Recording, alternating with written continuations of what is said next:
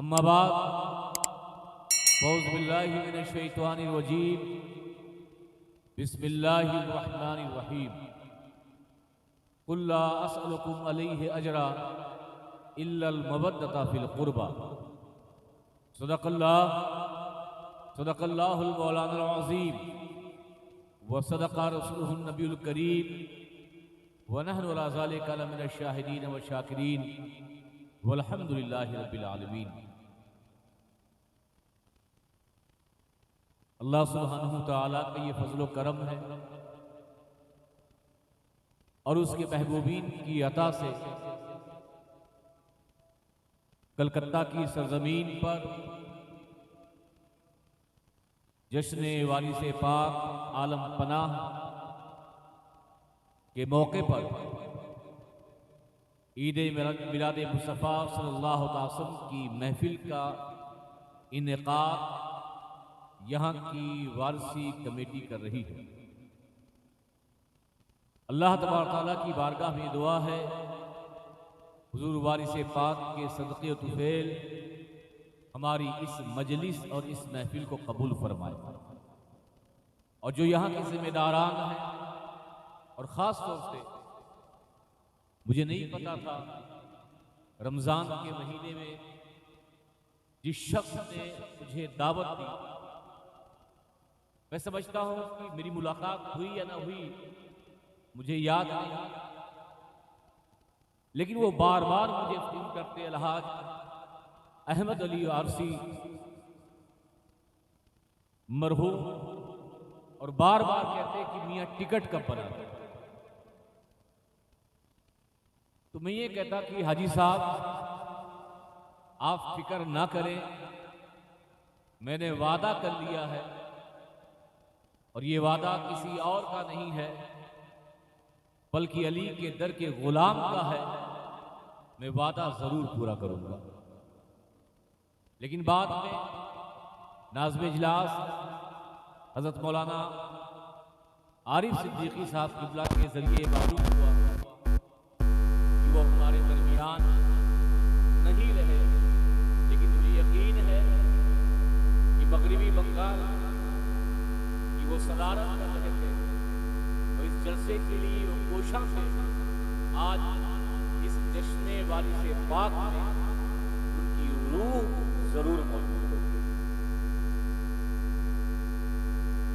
उनके लिए दुआ करें अल्लाह तबारक तआला उन्हें जन्नत में आला से आला मुकाम अता फरमाए और वारिस पाक के सदक़े अल्लाह तबारक तआला उनकी मग़फ़िरत फरमाए। मुझसे क़ब्ल खतीब अहले बैत हज़रत अल्लामा मौलाना मुफ्ती शफ़ीक़ुल क़ादरी साहब क़िबला, जो कि आप सबके हर दिल अजीज और हमेशा कलकत्ता की सरज़मीन पर ज़िक्र अहले बैत सुनाने के लिए आपके दरमियान आते रहते हैं, उनसे आपने एक बेहतरीन अहले बैत के हवाले से खिताब महजूज हुए और दिलों में जज्बात की लहर भी जरूर उनके खिताब से दौड़ने लगी होगी। आज इस महफिल पाक में वारिस पाक देवा की सरजमीन से आली जनाब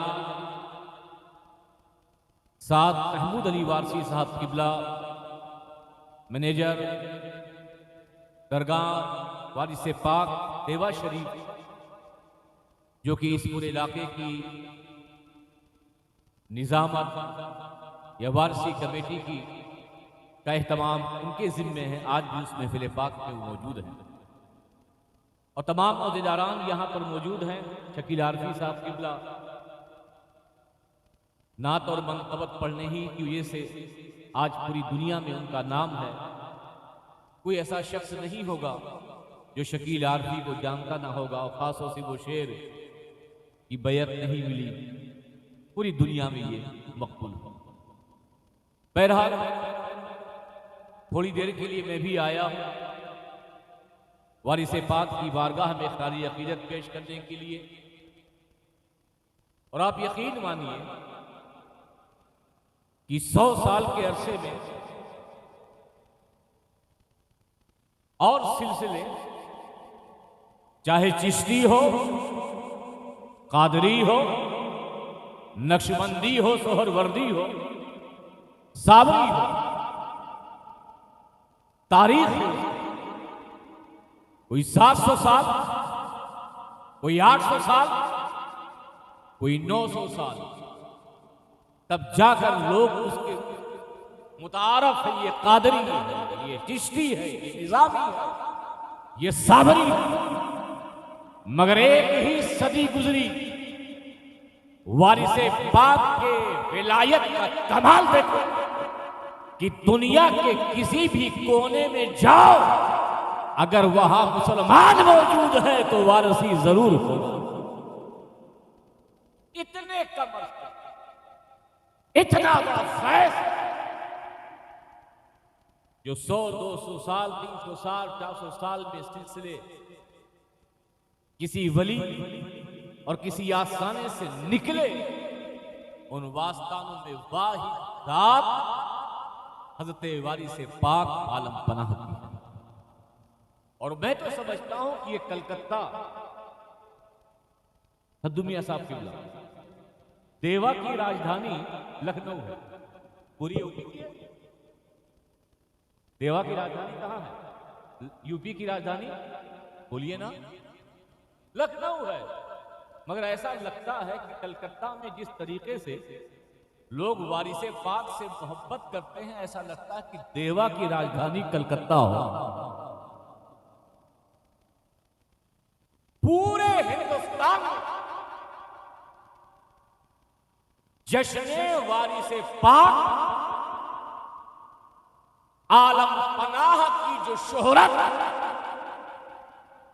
कलकत्ता की इस सरजमीन को हासिल है, मेरी मालूमात के मुताबिक हिंदुस्तान में कोई शहर, कोई करिया, कोई इलाका नहीं होगा जिसे पता नहीं होगा कि कलकत्ता में वारसी जिस शानदार तरीके से वारिसे पाक का जश्न मनाते हैं, उसकी नजीर, उसकी मिसाल नहीं मिलती। सही कह रहा हूं? बोलिए। ये तो नसीब नसीब की बात होती है, मुकद्दर मुकद्दर की बात होती है। जिस पे करम हो जाए, ये करम की बात होती है। आप पर वारिसे पाक की निगाह है जो उन्होंने आपको अपना बना लिया है। इतने हल्के से सुभान अल्लाह मत बोलिए। अब इसका मतलब यह है कि मैं हल्के से बोल रहा हूं तो आप भी हल्के से बोले, ऐसा नहीं है। मैं हल्के से बोलूं, आप पूरे जज्बात के साथ बोले, और सिर्फ आपका नाम अगर जाहिद है तो रंगे जाहिद नहीं, आपका नाम अगर असलम है तो रंगे असलम नहीं, आपका नाम अगर अब्दुल्ला है तो रंगे अब्दुल्ला नहीं, बल्कि सुभान अल्लाह इस तौर पे बोलिए कि रंगे जाहिद नहीं बल्कि रंगे वारिस बोल रहा है। वारसी हो खामोश हो, मदारी हो खामोश हो, नियाजी हो खामोश हो, अशरफी और बरकाती हो खामोश हो, बल्कि इनके बुजुर्गों ने ऐसा नवाजा है कि अगर एक वारसी खड़ा हो जाए, 100 मौलवी खड़े हो जाए सामने में, तो एक वारसी के सामने 100 मौलवी की बोलती बंद हो जाती है।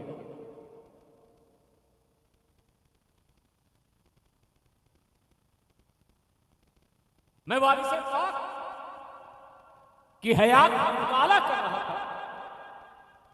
बात मौलवी की तखरीर नहीं की है, इसके बाद जाएंगे। बात निकल पड़ी तो बात चल पड़ी है, तो जिस रुख पे चल पड़ी है उधर ही में चल रहा हूं। सर सैयद अहमद खान नाम सुना है? सुना है? कहां के हैं? अलीगढ़ के बानी फाउंडर सर सैयद अहमद, मशहूर काफी नेशरी। आप किसी भी मौलाना से पूछ लीजिए, हो जी, सर सैयद अहमद का क्या अकीदा था? अरे वो तो नेचुरली बदबख्त काफिर था। अब वारसियों से हजरत वारिस पाक आलम पनाह अलीगढ़ पहुंचते हैं।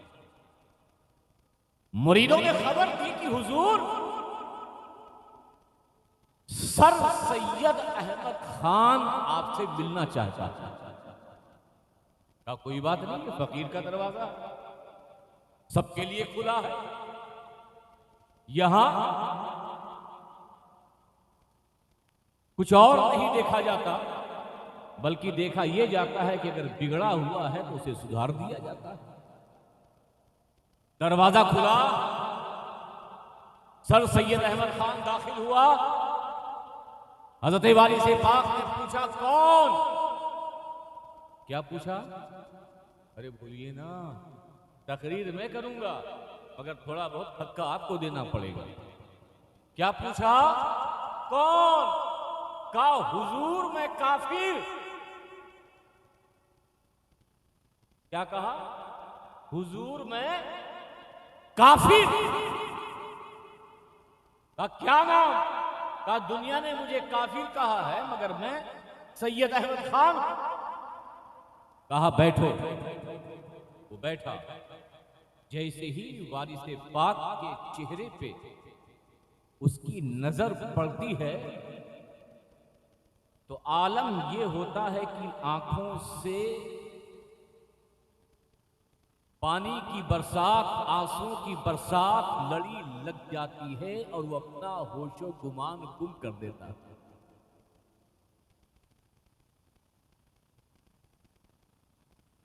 अब उसके बाद का हुजूर, लोगों ने तो मुझे काफिर कहा, मैं सैयद अहमद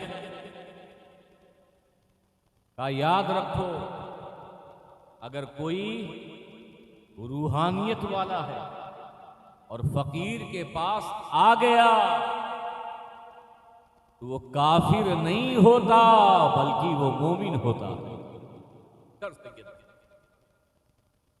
ये निगाह निगाह की बात, आलिमों की निगाह जाहिर पर, मगर एक अल्लाह के वली की निगाह जाहिर पर नहीं होती बल्कि उसकी निगाह बातिन पर हुआ करती है।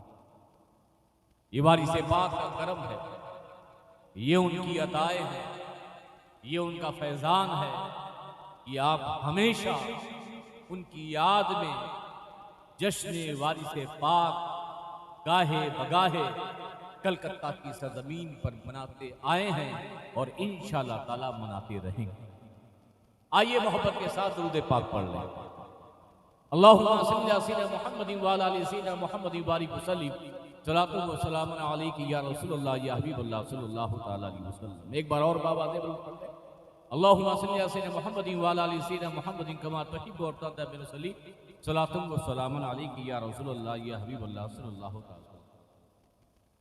अच्छा एक बात बताइए, ये वारसी जहां होते हैं, मदारी जहां होते हैं, नियाजी जहां होते हैं, चिश्ती जहां होते हैं, आपने देखा होगा शफी जहां होते हैं वहां अहले बैत का जिक्र, वली का जिक्र बेपनाह होता है। देखा है कि नहीं? अब मुफ्ती साहब इनको बुलाया ही इसीलिए जाता है कि हमें बंबई के समंदरों का ज्वार और भाटा क्या जिक्र नहीं सुनना है, बल्कि हमें तो अली और उनके लालों का तज़किरा सुनना है, इसलिए बुलाया जाता है।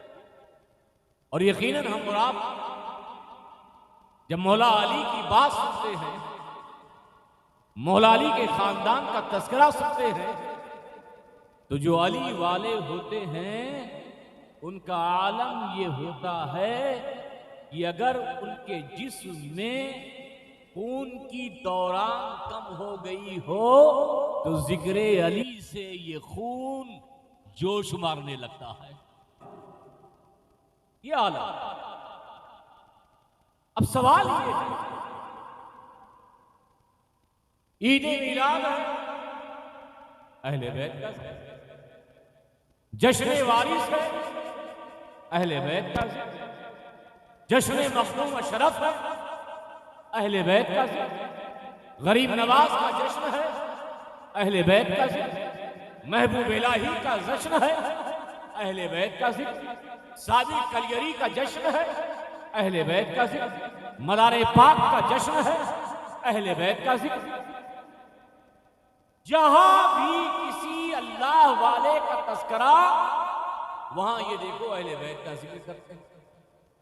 ये सवाल होता है कि नहीं? बोलिए। हालांकि आज तक हमने नहीं सवाल किया कि 11वीं होती है कहीं और का जिक्र, 12वीं होती है कहीं और का जिक्र, 28वीं होती है कहीं और का जिक्र, मगर हम अहले बैत का जिक्र करते हैं अच्छे अच्छे मौलवियों की निगाहें नीचे ऊपर होने लगती। हम अहले बैत का जिक्र हर महफिल में क्यों करते? हम पे ये एतराज गलत है। हमसे ये मत पूछो कि हम अली अली क्यों करते हैं। हमसे ये मत पूछो हम हसन हसन क्यों करते हैं, हुसैन हुसैन क्यों करते हैं। एक बात बताओ, नमाज पढ़ना फर्ज है? बोलो। आकिल बालिग मुसलमान पर नमाज पढ़ना, तभी बोलिए। रमजान के महीने में रोजा रखना फर्ज है। मालिक के निसाब है तो ज़कात देना फर्ज है। और अगर दौलत बंद है तो एक बार हज करने जाना फर्ज है। ठीक है। अब अगर कोई नमाज पढ़ने जाए, पूरी तवज्जो, अब अगर कोई नमाज ना पढ़े, तो मौलाना साहब क्या कहेंगे? समझाएंगे कि बाबू नमाज फर्ज है, 5 वक्त फर्ज है, नमाज पढ़ना जरूरी है। नमाज पढ़ोगे तो जन्नत में जाओगे, नमाज नहीं पढ़ोगे तो जहन्नम में जाओगे। नमाज पढ़ना कंपलसरी है, नमाज पढ़ना जरूरी है। रमजान के महीने में अगर कोई रोजा ना रखे तो सवाल क्या करेंगे मौलवी साहब? कहेंगे क्या कि भैया रमजान का महीना है, रोजा रखना फर्ज है, रोजा रखना जरूरी है। रोजा रखिए, रमजान के महीने में रोजा रखेंगे, फर्जियत भी अदा होगी, सवाब भी मिलेगा। नहीं रखेंगे गुनाह मिलेगा, जहन्नम के जाने का रास्ता खुल जाएगा। आप अगर मालदार हैं तो मौलाना साहब तकरीर करेंगे या मालिक के निसाब है, ज़कात देना फर्ज है।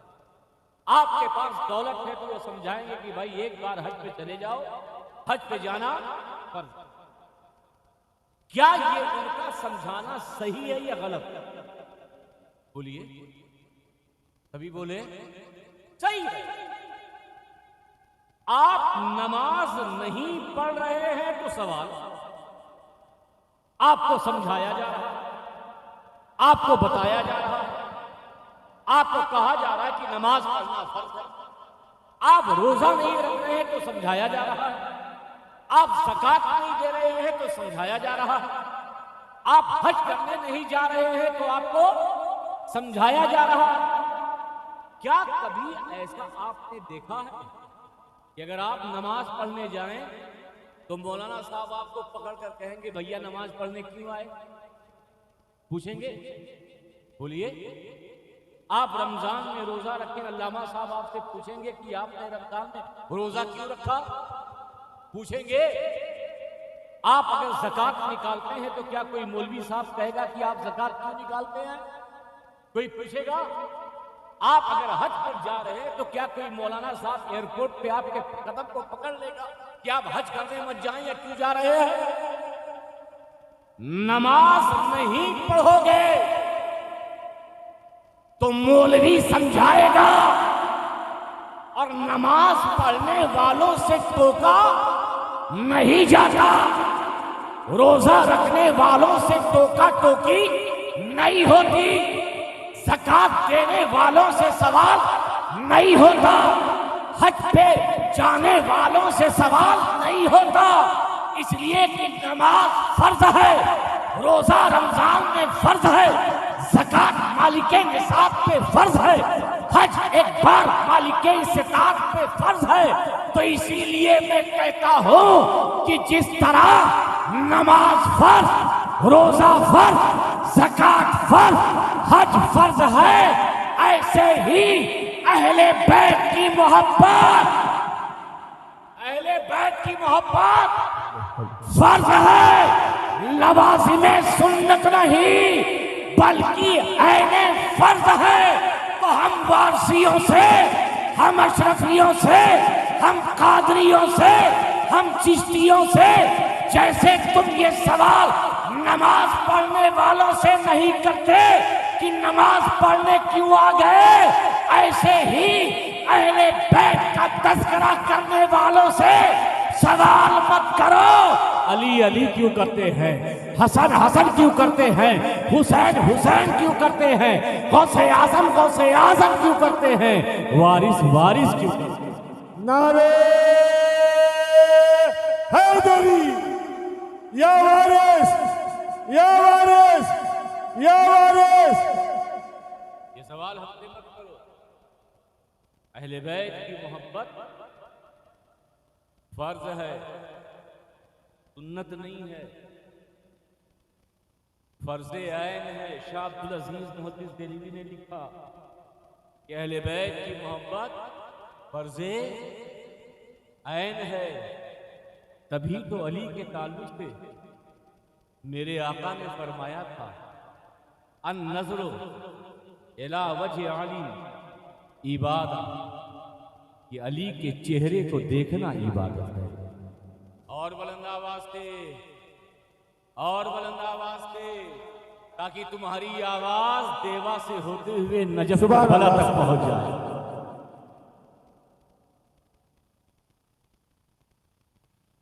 कहा कि अली के चेहरे को देखना क्या है, और बुलंद आवाज से। अच्छा, हो सकता है अली तो उसी वक्त जब तक आपकी उम्र, इबादत उन्हीं के लिए जिन्होंने देखा, और जिन्होंने नहीं देखा उनके लिए कैसे इबादत।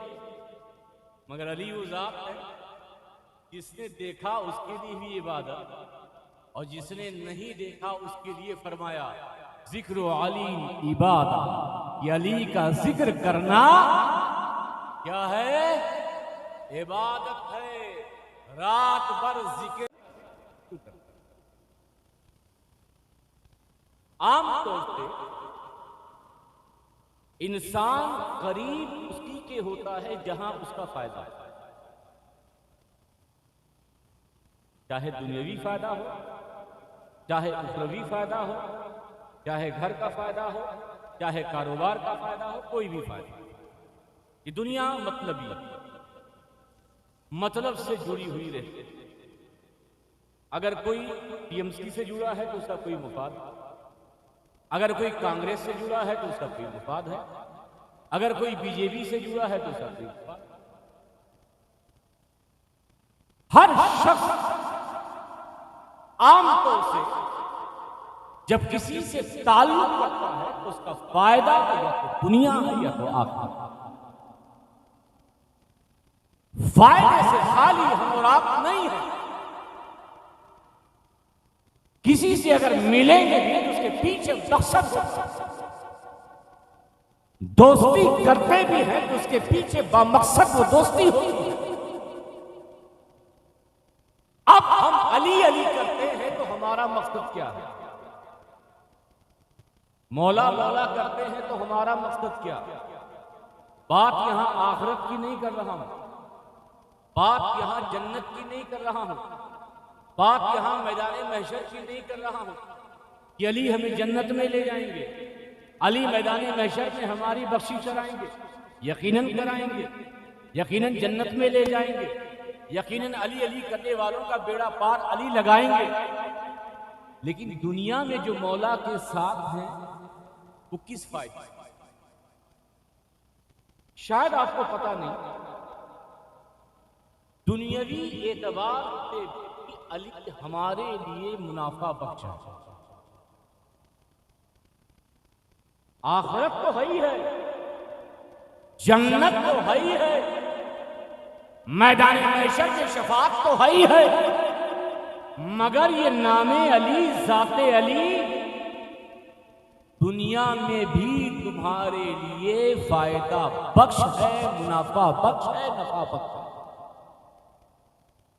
क्योंकि अगर कोई दुनियादार ये कह सकता है कब्र में देखा जाएगा, हशर में देखा जाएगा, दुनिया में क्या फायदा है, क्योंकि बहुत से लोग दुनिया के फायदे में लगे रहते हैं, तो उन दुनियादार के लिए भी ये सुनना जरूरी है कि अगर तुम्हें दुनिया से भी मोहब्बत है, दुनिया में भी खाते पीते रहते हो, तो बगैर अली के माने, बगैर अली को माने हुए, बगैर अली को तस्लीम किए हुए, बगैर अली के दर पे जाए हुए तुम्हारा दुनिया में भी गुजारा नहीं है। आप कहेंगे कैसे? बुखारी शरीफ के हदीस पाक, वल्लाहु युती व अना कासिम, अल्लाह देता है, मुस्तफा बांटते हैं। फिर हल्के हो, मैं क्योंकि हर बात समझा कर बोलता हूं, क्योंकि मुफ्ती साहब मुझसे पहले आए थे, उनकी तकरीर मैंने सुन ली, इसीलिए उसी हिसाब से बोलता हूं, और आपको उसी हिसाब से बुलवा भी रहा हूं। वरना मुफ्ती साहब मेरे मिजाज को जानते हैं, क्या आप बोले या ना बोले, मैं बोल के निकल जाता हूं। अल्लाह देता है और मुस्तफा बांटते हैं। देने वाला कौन? देने वाला कौन? बांटने वाले कौन? अल्लाह देता क्या है? सब कुछ, तशरीह की जरूरत नहीं। अल्लाह देता क्या है? सब कुछ। मुस्तफा बांटते क्या है? सब कुछ। अल्लाह देने वाला, मुस्तफा बांटने वाला, अल्लाह अता करने वाला, रसूलुल्लाह तक़सीम करने वाला। अल्लाह ने हर शय की चाबी, हर खजाने की चाबियां मुस्तफा को दी। मुस्तफा ने अपने खजाने से हर एक को दौलत अता की। अबू बकर तुम्हें सदाकत चाहिए तो मेरे खजाने से ले जाओ, उमर तुम्हें अदालत चाहिए तो मेरे खजाने से लेके जाओ, उस्मान तुम्हें सखावत चाहिए तो मेरे खजाने से लेके जाओ, अली तुम्हें विलायत चाहिए तो मेरे खजाने से लेके जाओ। अरे ये तो अली है, ये अहले बैत है, ये सहाबा, आदम से लेकर ईसा तक जितने भी अंबिया और रसूल आए, उनको भी जो नबूवत और रिसालत मिली है, ये मुस्तफा के करम से। अल्लाह देने वाला, रसूलुल्लाह तक़सीम फरमाते, अल्लाह अता करने वाला, रसूलुल्लाह उसको बांटने। अब यहां शकीलार कभी इस शेर को के लिए आइए, कभी लाइएगा। आला हज़रत फरमाते, इमाम अहमद फाज़िल बरीलवी इस हदीस पाक की तशरीह, अल्लाह देता है, मुस्तफा बांटता। अब वो इस हदीस पाक की तशरीह में बयान करते हैं कि तक़सीम आसमानों पर अलग होती है और जमीन पर अलग। आसमानों पर मुस्तफा के जरिए जो तक़सीम होती है, बांटने वाले दो हैं, वज़ीर हज़रत जिब्रील, हज़रत मीकाईल। सारे फरिश्तों को जो कुछ भी मिला और सारे फरिश्तों को जो कुछ भी मिलता है या मिलेगा, अल्लाह देने वाला, मुस्तफा तक़सीम करने वाले, मुस्तफा के दो वज़ीर, एक जिब्रील, एक मीकाईल, सारे फरिश्तों को जो रोज़ी मिलती है, सारे फरिश्तों को जो कुछ भी रब से मिलता है, मुस्तफा के खजाने से मिलता है। हज़रत मीकाईल बांटते हैं, हजरत जिब्रील बांटते बांटते हैं। मैंने अहले सुन्नत के इमाम से पूछा, ये तो बात आसमानी फरिश्तों की है, जरा ये तो बताइए कि दुनिया में तकसीम मुस्तफा जाने रहमत कैसे करते हैं? मुस्तफा ने रिस्क कैसे बांटा? मुस्तफा रिस्क कैसे बांटते हैं? मुस्तफा के खजाने से सदाकत हो, इमारत हो, सदाकत हो, इमारत हो, अदालत हो, सखावत हो, शजाअत हो, विलायत हो, ये कैसे बढ़ती है? तो इमाम अहले सुन्नत कहते हैं आसमानों में जो कुछ भी बनता है जिब्रील मीकाईल के जरिए, और जमीन पर जो कुछ भी बांटा जाता है वो हसनैन के बाबा फातिमा के शौहर मौला अली मुश्किल कुशा के जरिए बांटा जाता है। नारे हैदरी, नारे हैदरी, या वारिस, या वारिस, या वारिस। याद रखो, ये जो किस्मतें चमकती हैं ये भी तकसीम मौला अली करते हैं। ये बुलंदियां जो मिलती हैं ये भी तकसीम करने वाले मौला अली की जात है। ये इज्जतें, ये करामतें, ये शोहरतें, ये दौलतें, ये जाहो हशमतें, जो कुछ भी तुम्हें मिलता है अल्लाह देता है, मुस्तफा के खजाने में देता है, और मुस्तफा अपने सारे गुलामों को, अल्लाह के बंदों को अली के जरिए तकसीम फरमाता है। आप सोचें तो अली हमारे लिए इसको होना क्यों ना हो, उस अली का जिक्र हम क्यों ना करें, उस अली को बार बार याद क्यों ना करें, इस अली के जरिए इज्जत मिलती हो, जिस मौला के जरिए शोहरत मिलती हो, जिस मौला के जरिए चाहो हशम मिलता हो, जिस मौला के जरिए दौलत मिलती हो, उस मौला को याद करेंगे हमें दुनिया में सब कुछ मिलेगा, जन्नत भी मिलेगी और आखिरत में भी मिलेगी। इसलिए हम अली को याद करते हैं और मौला अली को याद करना ही चाहिए, उनके खानदान को याद करना ही चाहिए। एक हदीस पाक में अल्लाह के रसूल सल्लल्लाहु अलैहि वसल्लम ने इरशाद फरमाया, अन्नुजूम अमान अहलिस्समा। आज लोग बड़े परेशान हैं, कलकत्ता में बड़ी अफरा तफरी, ये मस्जिद वो मस्जिद, वो मदरसा, ये मौलवी वो मौलवी, ये पीर वो पीर, बड़ी अफरा तफरी। हिंदुस्तान में फितने इत्तेदाद है, बड़े बड़े झमेले हैं, बड़ी बड़ी परेशानियां हैं, सुकून नहीं है, अमान नहीं है, इत्मीनान नहीं है, दिल बेचैन है। अरे नादान बेवकूफ, अगर अमान नहीं है तो मुस्तफा ने तो फरमा दिया है कि अन्नुजूम अमान लिअहलिस समा व अहलु बैती अमान लिअहलिल अर्द, कि जिस तरह ये सितारे अमान है, सितारे अमान है अर्श वालों के लिए, इसी तरह जमीन वालों के लिए मौला अली अमान है, माँ फातिमा अमान है, इमाम हसन अमान है, इमाम हुसैन अमान है, इमाम ज़ैनुल आबिदीन अमान है, इमाम बाकर अमान है, इमाम जाफर सादिक, इमाम मूसा काज़िम, इमाम अली रज़ा, इमाम तकी, इमाम हसन अस्करी, इमाम हसन अस्करी, हज़रत गौसे आज़म, गरीब नवाज, महबूब इलाही, साबिर कलियरी, हज़रत मखदूम पाक, हज़रत मदार पाक, हज़रत वारिस पाक, पूरे अहले अर्द के लिए अमान। अब ये अमान गायब क्यों हो गया? क्योंकि हमने अहले बैत के दामन को छोड़ दिया। आज है अहले बैत का, मगर वो ज़बान दिखावे के लिए है। हम भी अहले बैत का जिक्र करते हैं। अब तो बड़ी मुश्किल ये है, इतना मुश्किल तरीन ये दौर है कि जैसे ही अली का नाम लीजिए मौलवी साहब की निगाह फौरन तिरछी हो जाती है। ये शिया तो नहीं है, राफजी तो नहीं है, मगर अफसोस है कि ये मौलवी है और हदीस रसूल न सुना न समझ पाया। उसी अली के ताल्लुक से मुस्तफ़ा फरमाते हों, ए अली तुझसे वही मोहब्बत करेगा जो ईमान वाला।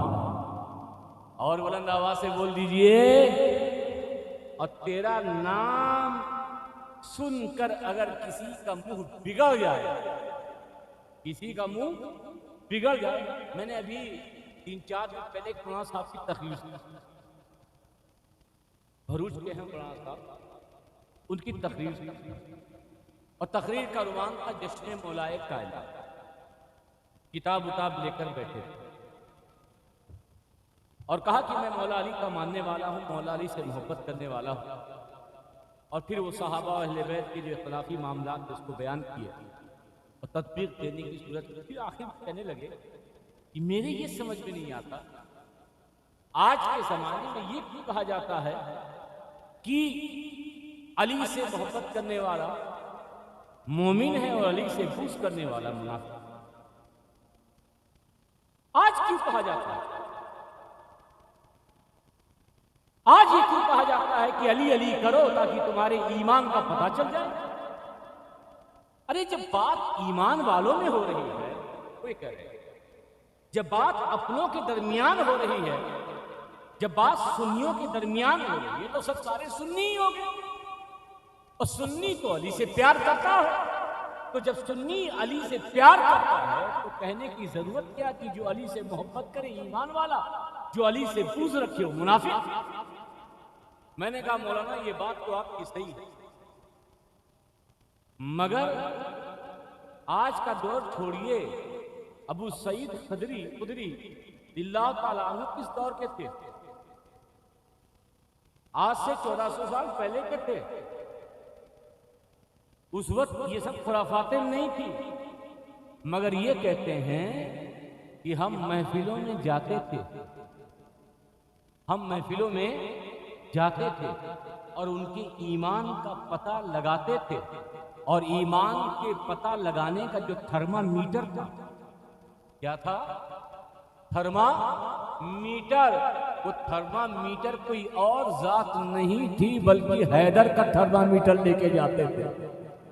जब हम जिक्र हैदर करते तो अगर किसी का पारा चढ़ जाए या पारा उतर जाए तो हम समझ लेते कि ये बुखार का मर्ज वाला है, और अगर किसी का चेहरा खिल जाए तो हम फौरन समझ लेते कि अपना है और ईमान वाला।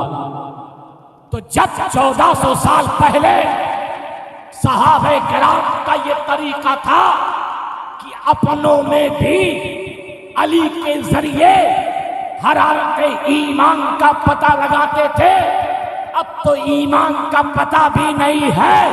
अब तो हर महफिल में जरूरी है कि जिस महफिल में जाओ हैदर का नारा लगाओ, ताकि दुनिया को पता चल जाए कि यहाँ मोमिन बैठा है या मुनाफिक बैठा है। नारे हैदरी, नारे हैदरी, या वारिस, या वारिस, या वारिस। वाह वाह। हम तो वो लोग, आज का जमाना कैसा है कि बात नहीं बल्कि शेर पे भी इतराज हो।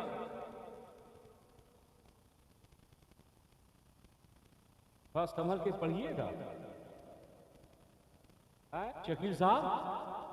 अरे जब हजरत बेदम वारसी को नहीं छोड़ा गया तो आपको कैसे छोड़ा जाएगा? एक कूफी है, कहता है बेदम नहीं तो 5 है मकसूद कायनात, ये अहले बैत मकसूद कायनात कैसे? ये 5 मकसूद कायनात कैसे? ये शेर किसी का हो मगर हमें काबिल कबूल नहीं है। मैंने कहा नादान, ये किसी हजरत उजरत का शेर नहीं है, बल्कि उस बेदम शाह वासी का शेर है कि जो मुकाम अमीर खुसरू को हजरत महबूब इलाही के दरबार में हासिल था, वही मुकाम हजरत बेदम शाह वारसी को हजरत वारिस पाक के दरबार में हासिल था। ये वो बेदम है जिसके बेदम हो जाए, उसे बेदम का कलाम सुना दो तो उसे भी दम आ जाए। ये वो बेदम है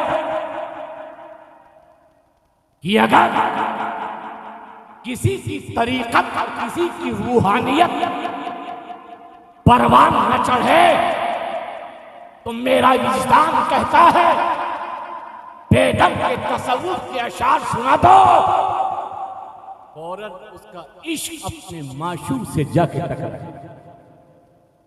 कोई कव्वाली आज के दौर में दिमाग मुकम्मल ही नहीं होती जब तक बेदम का कलाम न सुनाया जाए।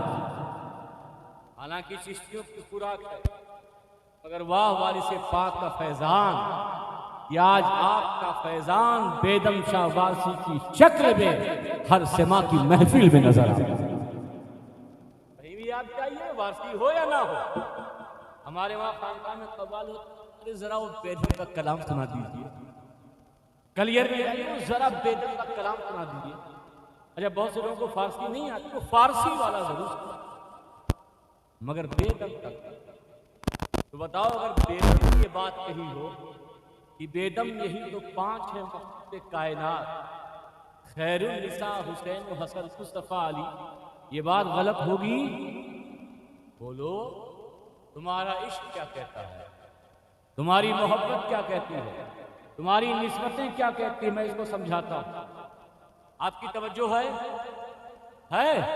जी? मुफ्ती साहब, हुजूर सल्लल्लाहु अलैहि वसल्लम सजदे, वो वाक़या बुखारी तमाम, इमाम हसन के साथ इमाम हुसैन, आप सजदे और हजरत इमाम हुसैन पुष्ट पर, मेरे आका कहीं हुसैन गिरना, सजदे को दराज कर दिया, लंबा कर दिया। ये हदीस पाक सुनी है आप लोगों ने ना? बोलिए। अब थोड़ा सा टेक्निकल, जैसे मौलाना शफीक साहब, मुफ्ती शफीक साहब नहीं यहां आए,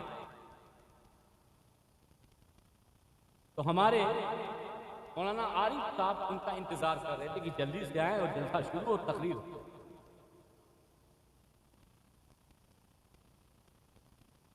जो इंतजार करता है उसे कहते हैं मुंतजिर। क्या कहते हैं, क्या बोलते हैं? अरबी का लफ्ज़ है, उसको कहते हैं मुंतजिर। इंतजार करने वाले को, वेटिंग करने वाले को क्या कहते हैं? मुंतजिर। और जिसका इंतजार किया जाए उसे कहते हैं मुंतज़र, और जो दोनों के बीच में हो उसे कहते हैं इंतजार। मौलाना आरिफ साहब इंतजार कर रहे हैं, मुफ्ती शफीक साहब का इंतजार, तो मौलाना आरिफ सिद्दीकी हुए मुंतजिर, मुफ्ती शफीक साहब हुए मुंतजर, और इन दोनों के बीच में जो चीज है वो क्या है? क्या है? समझ, ये मुंतजर, नाज़िम साहब मुंतजिर, बीच में इंतजार, और जो मुंतजर होता है वो मक़सूद। मुफ्ती साहब मेरा इंतजार कर रहे हैं, शकील आरफी साहब मेरा इंतजार कर रहे हैं कि जल्दी में आ जाए, मैं अशार कम कर। ये हुए मुंतजिर, मैं हुआ मुंतजर, बीच में क्या हुआ? इंतजार। जो मुंतजर होता है वो मकसूद होता है, जो मुंतजर होता है वो क्या होता है? थोड़ा सा दिमाग खोल लीजिए, वक्त तो इस वक्त दिमाग खोलने का नहीं है, अगर खोल लीजिए। जो मुंतजर होता है वही मकसूद होता है। मैं मुंतजर, मैं मकसूद। मुझसे पहले शकील आरफी साहब का इंतजार, ये मुंतजर। उससे पहले मुफ्ती साहब का इंतजार, ये मुंतजर। इंतजार करने वाला मुंतजिर, इंतजार, मुंतजर, इतनी बात समझ गए। हुजूर सजदे में, मेरे आका कहां है? तभी बोलिए कहां है? इंतजार कर रहे हैं कि कब हुसैन मेरी पीठ से उतरे। मेरे आका सजदे में, हुसैन आपकी पुष्ट पर, मेरे आका इंतजार कर रहे हैं कि कब हुसैन मेरी पीठ से उतरे। तो मेरे आका इंतजार करने वाले, मेरे आका इंतजार हुए मुंतजिर, किसका इंतजार कर रहे हैं? बोलिए, तभी बोलिए हुसैन पाक। हुसैन क्या हुए? मुंतजर। हुजूर मुंतजिर, ताकि हुसैन मेरे पुष्प से उतर जाए, इस बात का इंतजार कर रहे कि हुसैन उतरे। और मुंतजर कौन हुए? हुसैन। जो मुंतजर होता है वही मकसूद होता है। जब देवा की सरजमीन से इस मंजर को बेदम शाह वारसी ने देखा कि मुस्तफा मुंतजिर, हुसैन मुंतजर, दरमियान में इंतजार, तो बेदम शाह फारसी पुकार उठे कि बेदम यही तो 5 है मकसूद कायनात। बेदम यही तो 5 हैं मकसूद कायनात। 5 ही हैं। 5 कौन हैं? मौला अली हैं, फातिमा हैं, हसन हैं और हुसैन। ये बताओ, जिसका इंतजार अंबिया महशर में करे वो फातिमा, जिस चादर में 4 तन हो वो अहले बैत हैं। तभी तो इस 5 तन के ताल्लुक से मेरे बेदम शाहवासी, हमारे बेदम शाहवासी पुकार उठे, बेदम यही तो 5 है मकसूद कायनात, खैरुन निसा, हुसैन और हसन मुस्तफा। आज हर मस्जिद में जाएंगे आपको इतराज करेंगे। मैं लाइव प्रोग्राम रमजान में करता हूं तो किसी साहब ने पूछा ये वारिस का स्ट्रोक हो गया है क्या? एक साहब ने सवाल किया कि वारिस की सिलसिला शोक हो गया है क्या? तो मैंने कहा ये कोई नदी है, कोई तालाब है? अरे औलिया इकराम के फैजान तो महासागर हैं। क्या हैं? महासागर हैं। नदी, नाला और तालाब ये सूखता है, मगर वलियों का फैजान कभी नहीं सूखता। अगर सूखी कोई चीज है वो तेरी अक्ल सूख गई है, तेरा दिमाग सूख गया है। अपने दिमाग पर वारिस पाक के फैज की तरावट ले ताकि तेरे दिमाग का भी इलाज हो सके। आज हर बात के सबसे पक्के सच्चे मोमिन बस वही एक जमात है। बाकी जमात तो गुमराह है, राबती है, बाकी जमात तो खाजी है, नासबी है, बाकी जमात तो शिया हो गई। क्या हो गई है? शिया।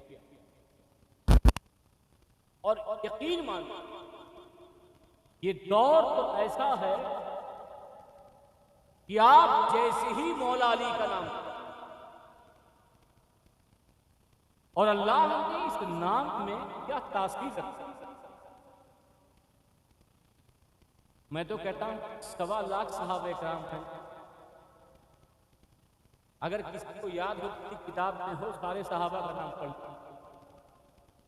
और फिर अपने जिस्म के रोवे को देखें। जैसे ही आपका नाम अली के नाम आपकी जबान पर आएगा, कसम खुदा की मेरा ईमान कहता है कि जिस्म के रोवे रोवे खड़े हो जाते हैं। ये तासीर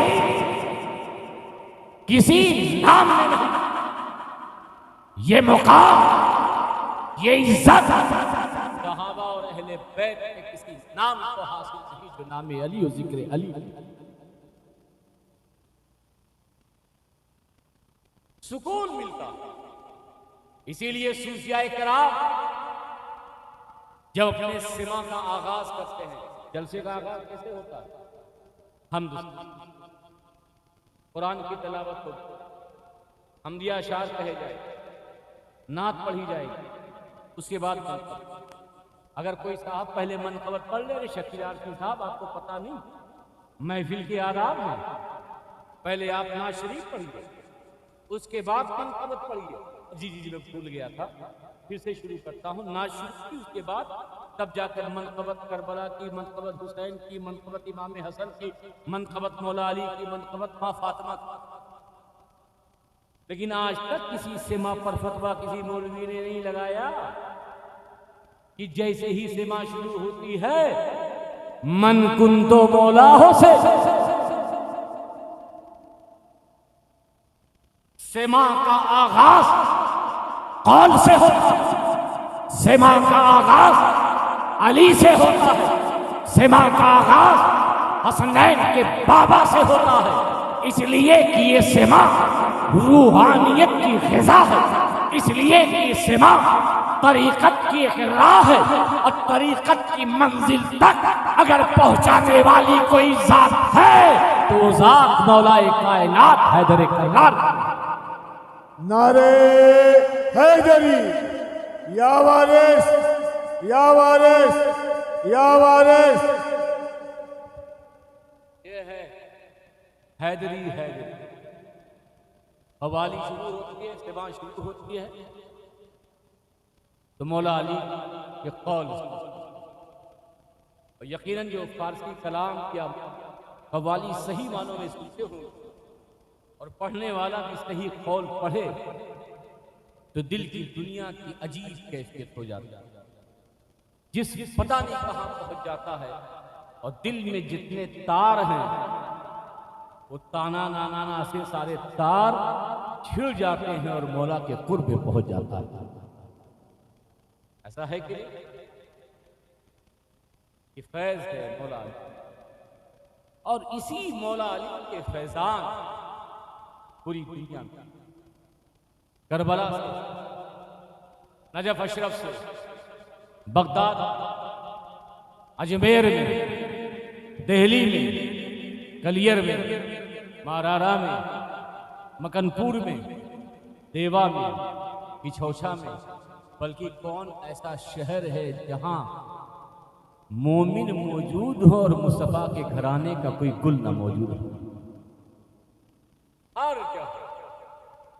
हर इलाके में मुस्तफा जाने रहमत के गुलों की खुशबुएं आप पाएंगे, और इन्हीं के खुशबुओं से ये पूरा कलकत्ता, ये पूरी दुनिया आज भी मुअत्तर हो रही है और सुबह क़यामत तक मुअत्तर होती रहेगी। तो मैं ये अर्ज़ कर रहा था कि मौलाए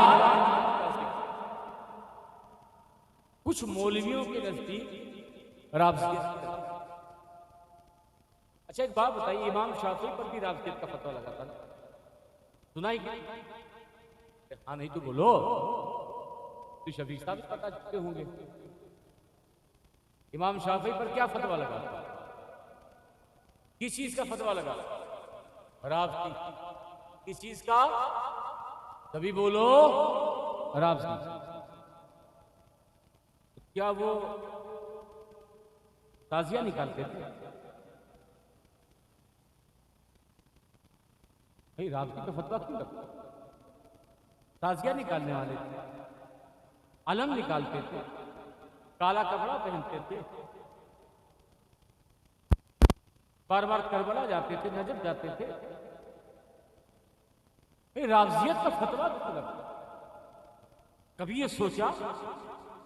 अरे भाई हम पे लगता है तो समझ में आता है कि कभी जुलूस की वजह से, कभी ताज़िये की वजह से, कभी अलम की वजह से अली अली करने की वजह से राफजी शिया कह दिया जाता है। इमाम शाफी पर फतवा क्यों लगा? क्या वो ताजियादारी करते थे? क्या मुहर्रम में सीना पीटते थे? क्या करते थे? मगर फिर भी राफजियत का फतवा इमाम शाफी पे लगा। हजरत इमाम अहमद इब्न हंबल ने इस वाक़े को नक़ल कि मैं बैठा था, यहिया इब्न मईन बड़े मुहद्दिस थे, अस्मा और रिजाल में उनका एक बड़ा मकाम है, हजरत यहिया इब्न मईन। तो बात निकल पड़ी इमाम शाफी,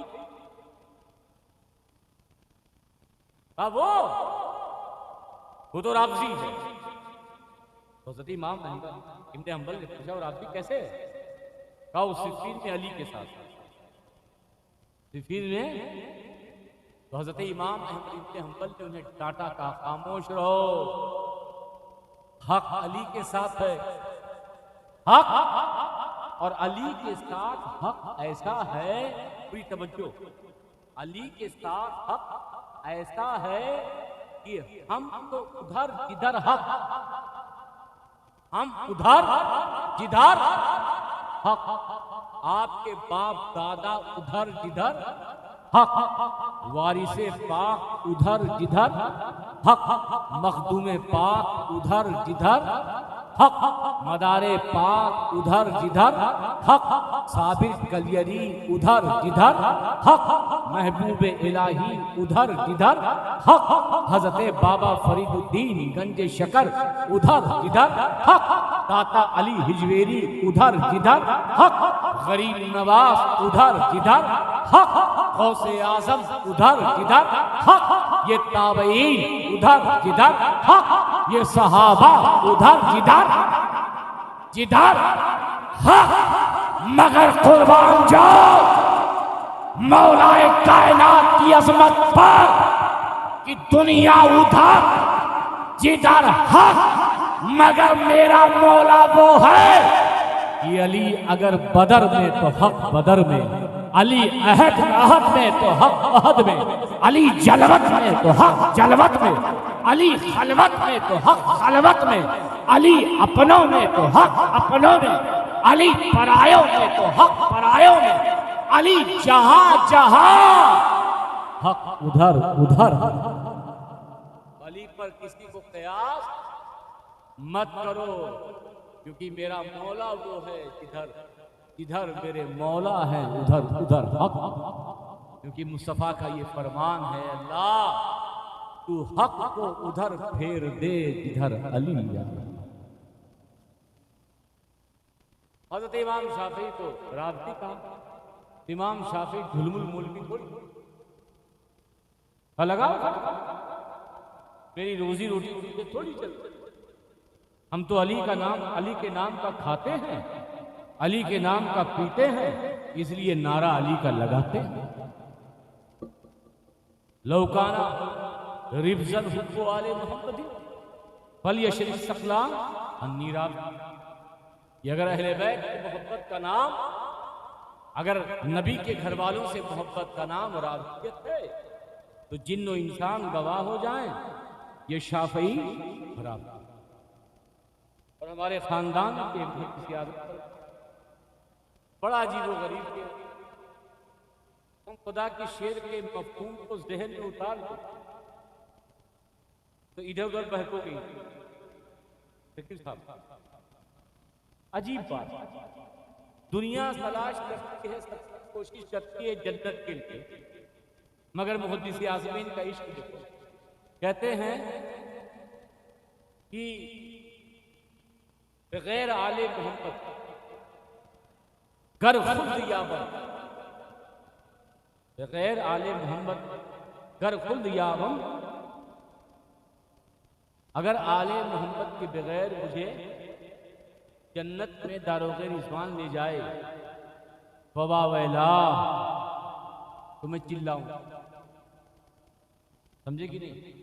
अगर आले रसूल के बगैर, नबी की आल के बगैर मुझे जन्नत में लेके जाया जाए तो सैयद मोहम्मद पिजुश्ती कहता है कि मैं जन्नत के दरवाजे पे खड़ा हो जाऊंगा और चिल्लाऊंगा कि मुझे वो जन्नत नहीं चाहिए जिसमें साथ में आले मोहम्मद का दामन ना हो। बोल दो सुभान अल्लाह। आगे क्या कहते हैं, जजाए हुब्बे ईशा नार गरबाशत फवा शौका, और अगर इनकी मोहब्बत में जहन्नम में भी जाना पड़े, कहां जाना पड़े, अगर इनकी मोहब्बत में जहन्नम में भी जाना पड़े तो सैयद मोहम्मद की सोचगी शौक से इनकी मोहब्बत की खातिर जहन्नम में चला जाएगा। ये है इश्क, ये है इश्क वारिस, ये है इश्क औलिया। मान लिया तो मान लिया, तुम्हारा पीर जिधर।